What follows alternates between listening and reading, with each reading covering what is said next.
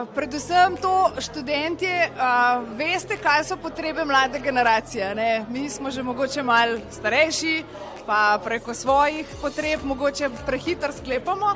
Druga stvar, recimo, zelo ste prisotni na socialnih medijih in ste nam tudi že v tej akciji naši skupni kar precej odprli oči. Tretja stvar, seveda tudi kot potencialni delojemalci, počasi, ko boste doštudirali, boste prišli na trg dela.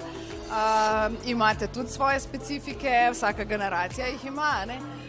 Tako da tudi na tem področju je takšno sodelovanje zelo plodno, ker potem tudi preko vaših mnenj tudi mi počasi malo bolj konkretno dojemamo, kakšne so vaše potrebe, kaj želite.